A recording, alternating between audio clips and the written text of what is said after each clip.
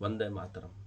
हर व्यक्ति की बनावट विशेष प्रकार की होती है, हर व्यक्ति अनूठा है। कृष्ण अर्जुन से ऐसा ही कहते हैं। आप संसार से वही चीजें ग्रहण करते हैं जो आपके लिए उपयोगी है, यह अच्छा भी है। अपने लिए उपयोगी चीजें ग्रहण करना ही जीवन है, जीवन का लक्ष्य है। हर व्यक्ति के मस्तिष्क की संरचना विशेष प्रकार की होती है, उसके रिसेप्टर विभिन्न प्रकार से विशेष प्रकार से कार्य करते हैं। इसलिए ऋषि कहते हैं कि अथो जिज्ञासा शिष्य के लिए। तुम्हारी जो जिज्ञासा है वह प्रश्न करो, क्योंकि तुम्हारे जीवन के लिए वही उपयोग में आएंगे। तुम्हारी जो जिज्ञासा है वही शांत होने पर तुम्हारे जीवन को सही दिशा में कार्यरत कराएगी। तुम दूसरों के प्रश्नों के उत्तर मत सुनो। तुम्हारे अंतःकरण की जो जिज्ञासा है वह शांत होना आवश्यक है। इसलिए गुरु शिष्य की परंपरा है। शिष्य जिज्ञासा प्रकट करता है और गुरु उसके उत्तर देता है, जिससे शिष्य की जिज्ञासा शांत होती है। अर्जुन भी कृष्ण के सामने कृष्ण को गुरु मानकर अपनी जिज्ञासा प्रकट करते हैं। उसे पूरे जीवन काल की जो उहापोह है वह महाभारत युद्ध के प्रारंभ में प्रकट होती है। वह चाहता है कि उसकी जिज्ञासाएं शांत हो, तभी उसका मोह नष्ट हो सकता है, अन्यथा वह मोहग्रस्त होकर युद्ध नहीं कर सकता है।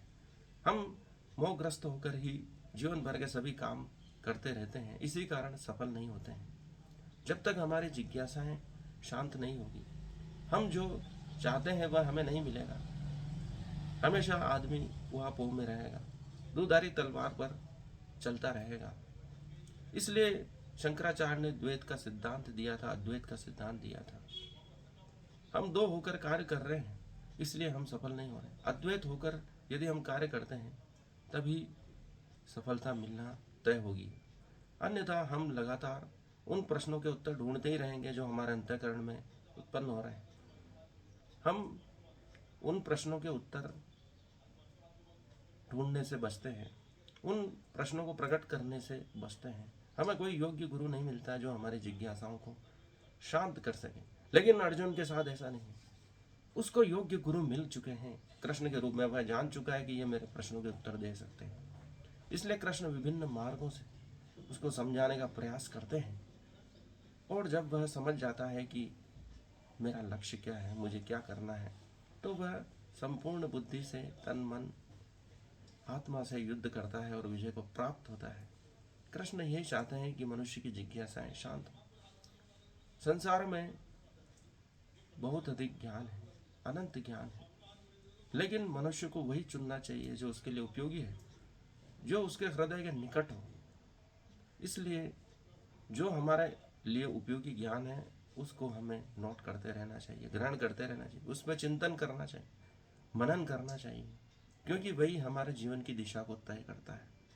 दूसरों से तुलना कभी नहीं करनी चाहिए। दूसरों से तुलना करने से हमारा विकास रुक जाता है। हमारा मस्तिष्क उन्हीं चीज़ों को ग्रहण करता है जो हमारे लिए उपयोगी समझता है। इसलिए उन चीज़ों को नोट करते जाएं, ग्रहण करते जाएं, चिंतन करते जाएं, मनन करते जाएं, जो हमारे जीवन के लिए उपयोगी है। जो वास्तविक प्रश्न है, जो हम जानना चाहते हैं, उन्हीं के उत्तर ढूंढने का हमें प्रयास करना चाहिए। तभी हमारे मन को शांति मिलेगी। उन प्रश्नों के सही उत्तर मिलने पर ही हमारा विकास होता है। इसलिए भारत में गुरु शिष्य की परंपरा सदियों से चली आ रही है। समस्त ग्रंथ शिष्य की जिज्ञासा से उत्पन्न हुए हैं। शिष्य जिज्ञासा प्रकट करता है और गुरु उसके उत्तर देता है। समस्त पुराण, शास्त्र, महाकाव्य इसी का परिणाम है कि शिष्य जिज्ञासा प्रकट करे और गुरु उसके उत्तर दे। इसलिए एक ही कथा को बार बार दोहराया जाता है, ताकि शिष्य की जिज्ञासाएं, समस्त जिज्ञासाएं प्रकट हो जाएं, उसके कोई प्रश्न अनुत्तरित न रह जाएं। हम हमारे अनुत्तरित प्रश्नों के साथ ही चले जाते हैं, इसलिए बार बार जन्म होते हैं। जब तक समस्त जिज्ञासाएं मनुष्य की शांत नहीं होती हैं, उसको मोक्ष मिलना संभव नहीं है, ऐसा शास्त्र कहते हैं।